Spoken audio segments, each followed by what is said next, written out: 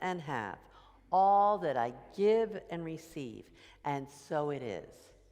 Now will the ushers please come forward.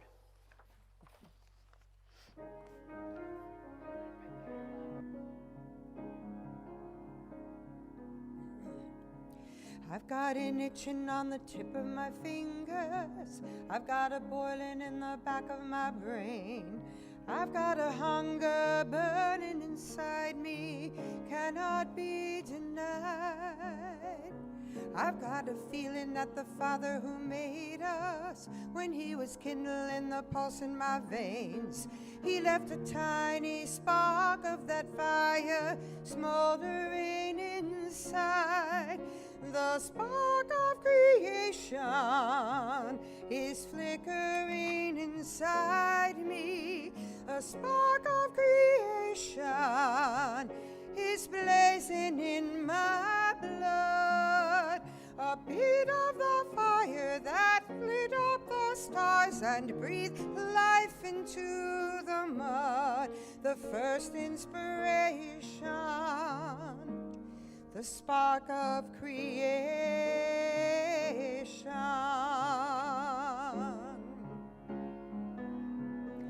I see a mountain and I want to climb it. I see a river and I want to leave shore. Where there was nothing, let there be something, something more by me. There's things waiting for me to invent them. There are words waiting for me to explore. I am an echo of the eternal cry of let there be. The spark of creation, it's burning bright within me.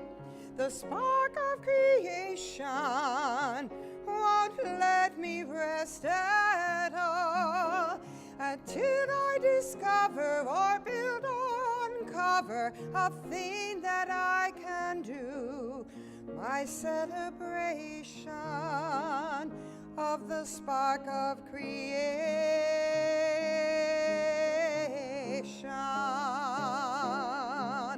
The spark of creation, it's burning bright within me. The spark of creation, it won't let me rest at all until I discover or build or uncover a thing that I can call my celebration.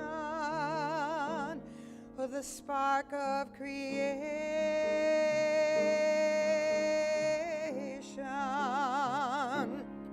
the spark of creation,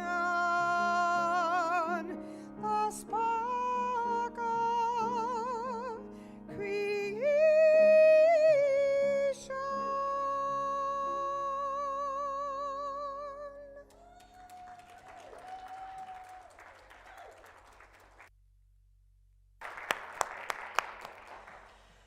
Whew.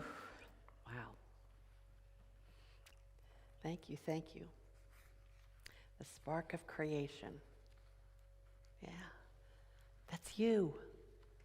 You're the spark of creation, right? So I need a moment because I managed to get all my papers out of order. Okay, I think they're back. All right, we'll see. Okay. Well, today, we're continuing to focus on the creation story and also on the 4 spiritual powers of Christmas: faith, peace, love, and joy. Today, it's love. But not just any type of love. No, we're looking at the spiritual power of love, the great harmonizer and healer, the power that joins and binds. For us to discern, embrace, and live this inner love, we must first have faith in the one true source of all. And once we use our faith power to believe or even to hope, we then can experience a peace that is beyond understanding, for that too comes from within. All of our spiritual powers come from the one source of all, and so these powers are always available, never failing, they're unlimited. So with this type of spiritual power, this power of love, I gotta think we should be living in a Mr. Rogers type of neighborhood or world, right? I mean, that would make sense. This doesn't make sense. I mean, we just had another mass shooting in Rhode Island, Brown University. Doesn't make any sense.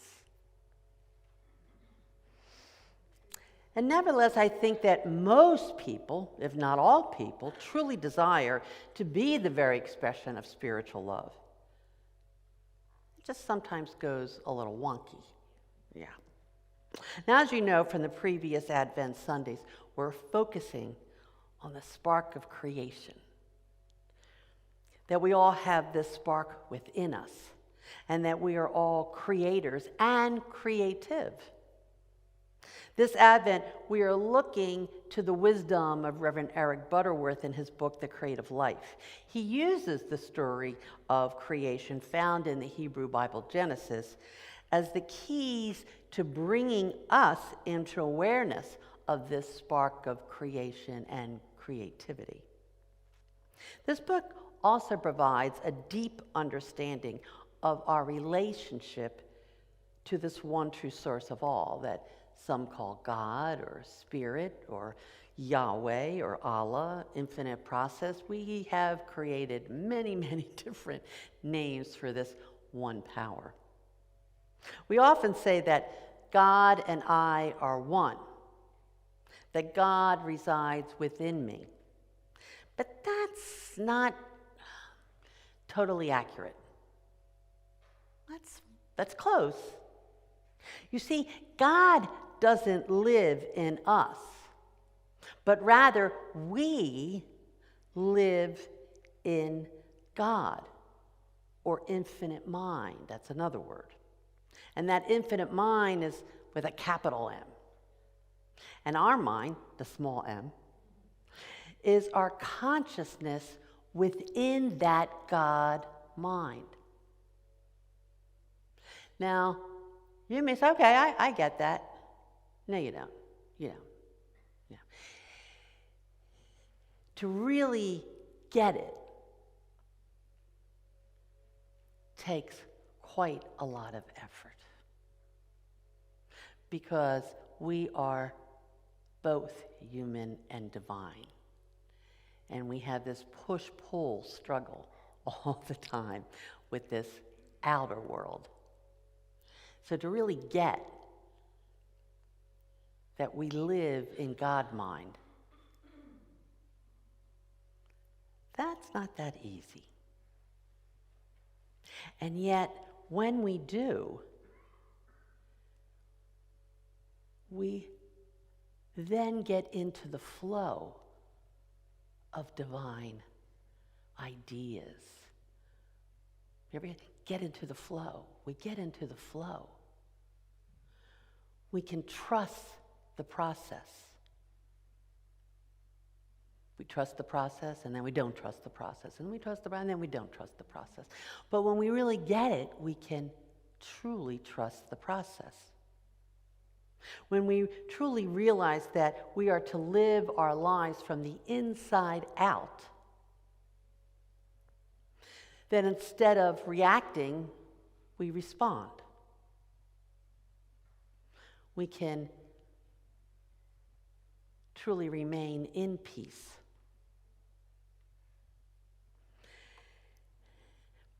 Reverend Butterworth also has another way of talking about this. He says that we are an eachness in the allness of God. We are an eachness in our allness of God. So each of us is unique. We are a unique expression within God. St. Augustine and Reverend Butterworth agree on this definition, that God is a circle whose center is everywhere and whose circumference is nowhere. It's a wonderful non-definition of God, right? God, or we could even call it this infinite process that we have come to call God, it powerfully reminds us of our oneness. For if the center of God is everywhere, then the center of God is where you are. Exactly where you are. You are at the center, and at the same time, you are the center. Yeah, we're going to go a little deep today. We all know love, but we're not talking about a namby-pamby love. You know, a hug and smooches love. This is a much deeper type of love. Remember, you are unique eachness within the allness of God.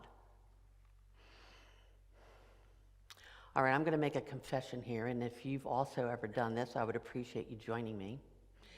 Have you ever read the last chapter of the book before you're finished with the book?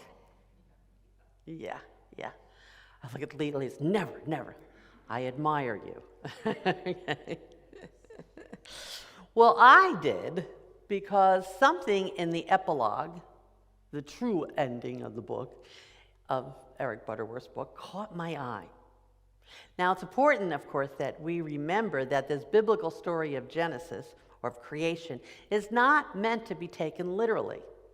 It's not to be read as a 24-hour, 7-day march to creation. And yet it is filled with powerful teachings. In the epilogue, Reverend Butterworth asks a question. He raises a question that I would have never thought to raise.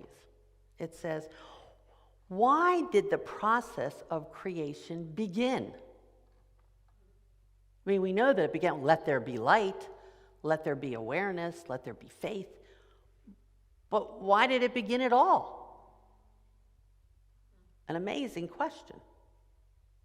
Reverend Butterworth believes that it was the desire to give love form or physical substance. Because God is love, right? God is not loving. God is not lovable. God is love. And the creation, all of us, is love in action. This infinite process of creating could no longer remain not created. Let there be light was a spiritual combustion. Love creating outside of itself. Yeah. And every time you love, you are creating outside of yourself. You're making the Creator proud. And I love that imagery. God so desired to see love in action, it could no longer be contained, and the spark of creation was lit. That still burns brightly today as all of us, the very expression of that God love. And yet we humans still find it difficult to be love. Other things like anger and resentment, fear, jealousy, worry, fear, hatred, all get in the way when we are reacting to what's going on out here. And I'm sure, like me, you have said more than once, I don't understand. What the heck is happening? I don't know how to change, not just me, but everyone else. I don't know how that happens. How do we get to a home, a city, a state, a country, a world of love? How do we get there? How can we tap into and live our spiritual powers and be that spark of creative love that the world so desperately needs right now? Well, let's go back to Genesis. Let's go back to the beginning. Did you ever do that when you're stuck? Oh, let me go back to the basics. That's what we're doing. Let's go back to the beginning. The story of creation. Well, we've looked at the first and second stages of creation, determining that we must awaken, turn on our inner light to see, and that when we do, we see the power of faith as our heaven within. Last week, we looked at the fifth stage. Let the waters swarm with swarms of living creatures. In this state, we take responsibility for our swarming thoughts. And in doing so, we not only feel peace, but we are peace. Each stage is happening all at the same time, not consecutively, but as a never-ending creating process, keeping the spark of creation alive in each one of us. And now we come today to the third stage. Let the waters under the heavens be gathered together, and let the dry land appear.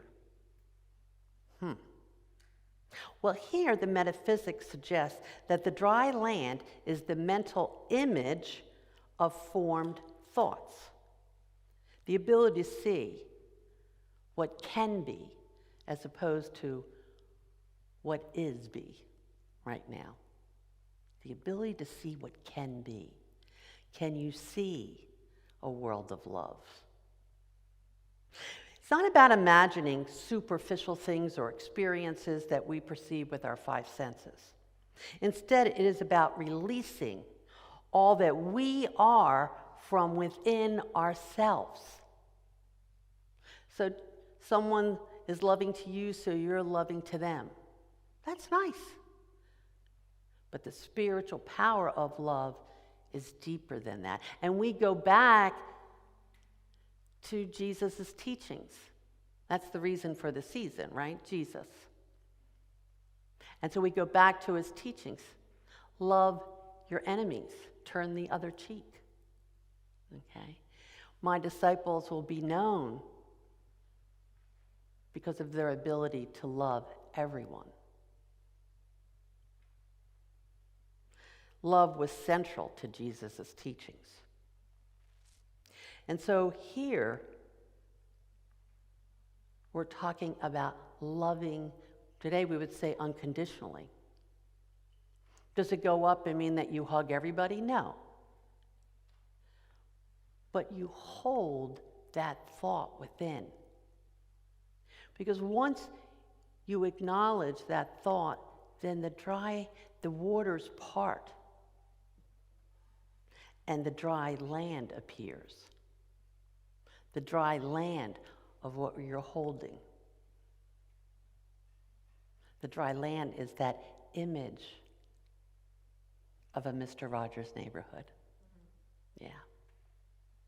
And can we do that? Can we have that type of love that is filled with grace and mercy? Not because they deserve it, but because you are the love bug that the divine wants to see in action. So what is that image? It's not an image out here, it's an image within, right? It's the energy of the idea. Many of you understand energy. So no matter what someone is doing, saying, acting out here, can you be the energy of love? That doesn't mean you have to say anything. That doesn't mean you have to do out here anything. But can you be the energy of love? because you're coming from the spiritual power of love.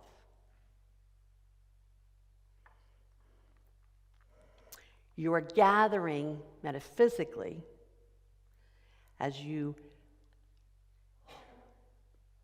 embrace the energy of love and then consciously letting that light of love, spiritual light of love, be released.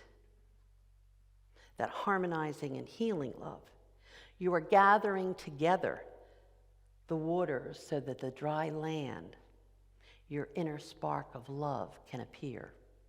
Instead of working on the image out here, instead, let the image unfold from within. To do this, you'll need to embrace and tap into and align yourself with the creative flow. Again, going with the divine flow, trusting the divine process. And then we come to the fourth stage. Let there be lights in the firmament of the heavens to divide the day from the night. And God made the two great lights, the greater light to rule the day and the lesser light to rule the night. So what is the greater light to rule the day? The sun, right? And what is the lesser light to rule the night? The moon, exactly. But actually, the moon doesn't have any light. The moon reflects the light of the sun. We now know that neither the sun nor the moon ever disappear, right? But rather can be seen or not seen at times because of the Earth's rotation. The sun is always shining, the moon is always out there, but at times the Earth, our earthly thoughts, get in the way. Unity co-founder Charles Fillmore wrote that the two great lights symbolize the awakening of understanding, which is the sun, and the moon is the will, or what we really would call the willingness. Because when we say the will, oftentimes people get into, I'm going to will that to happen. You know, it becomes this grit type of thing, this force. No, that's not what we're talking about at all. We're talking about a willingness. A willingness.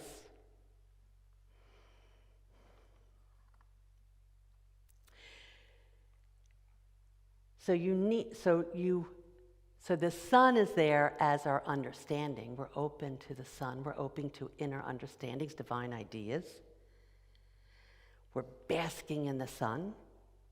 Yet until the light of moon appears, until you are willing to put that understanding into action, you're just getting a tan, you know, with the sun shining. Or maybe you're getting sunburn, I don't know. But until you're willing, nothing is happening with that understanding. The will of the moon is not even about perseverance. We all desire to be love bugs, but we find it hard to do that some days. Mostly because we're not centered in faith and we don't trust the process. The process of unfolding exists because our mind exists in the mind of the divine. So why would we not trust the process? Why would we not trust that all is in divine order? Why would we not trust that we can be? We can release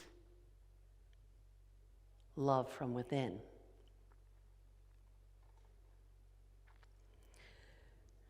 So it's asking us to release effort and strain and muscling through, but rather bask in the light of God mind and allow the divine ideas to lead you to your spark of creation, your spark of love. The answers are right there. If the center of God is everywhere, then the center of God is where you are. You don't need to go anywhere. Closer than your breath. You are at the center. You are the center. You are a unique eachness within the allness of God. You are the apex of infinite creation's desire to give form to the spiritual power of love. You're it. Tag, you're it. This week, embrace your truth within the divine and be open to the divine process with you and just love the flow as you release your God love in the world. Just let it be. And so it is. Enjoy the week.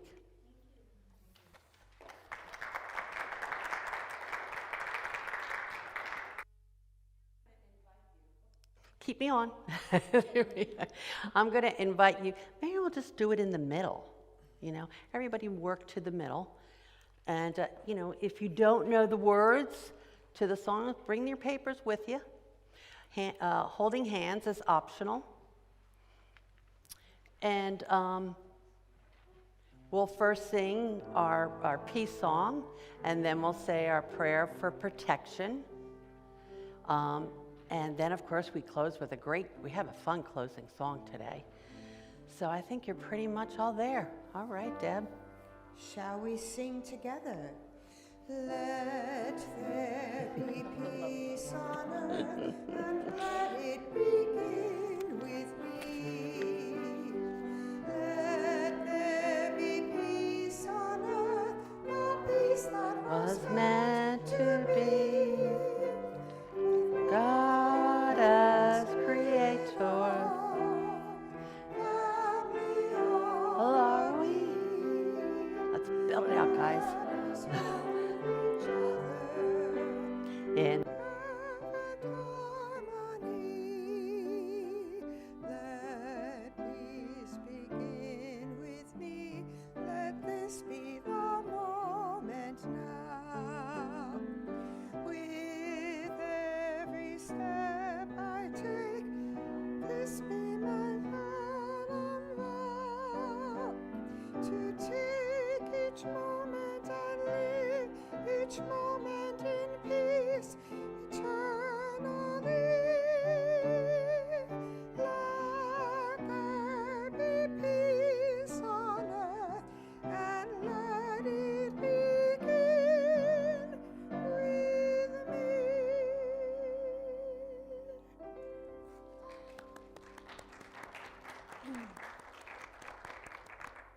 So if you wish to remain standing in our amoeba, please do so as we do our prayer for protection. So together, the light of God surrounds us. I am the light of God. The love of God enfolds us. I am the love of God. The power of God protects us. I am the power of God. The presence of God watches over us. I am the presence of God. Wherever we are, God is, and all is well. Please take your seats.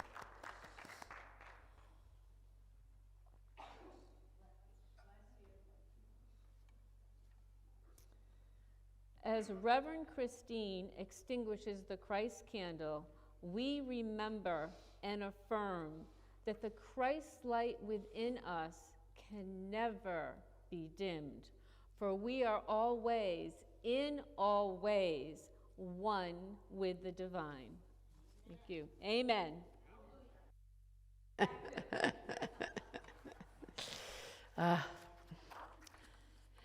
Well, two things to remind you of before I get into all the thank yous. And one is that you have the opportunity today to go into the community room pick your affirmation for Christmas Eve, and take your little bag that has a candle and a card with the Zoom information on it. So you can do that today, even if you're going to be here next week. You get first dibs on the affirmations. Okay.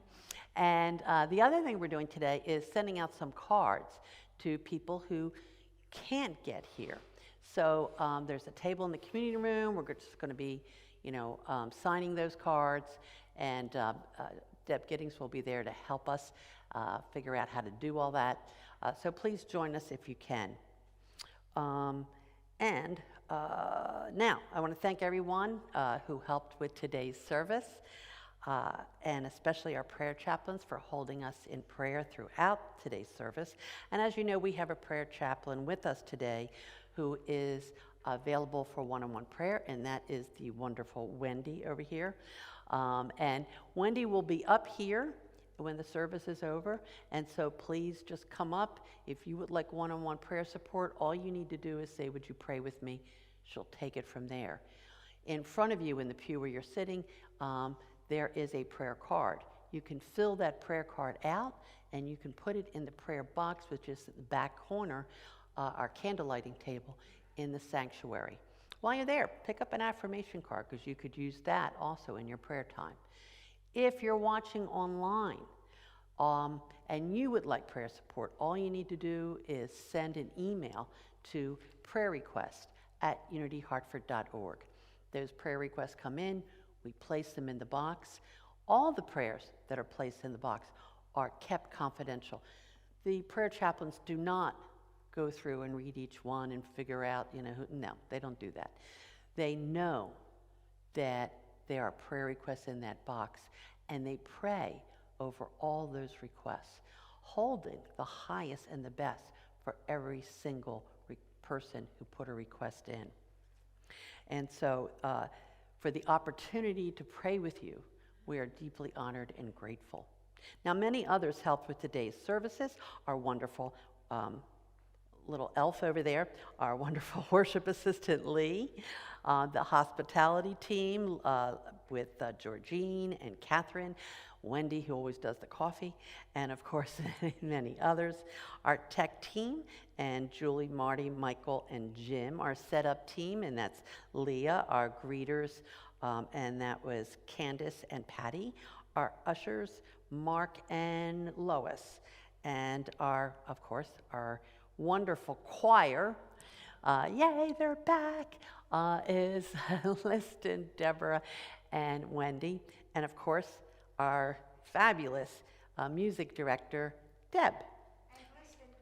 Oh, I'm sorry, I looked right at you, and I didn't say your name. Liston, yay, who next week, if you really want to hear Liston, I'm sorry, Liston, I'm doing it, he has a solo next week.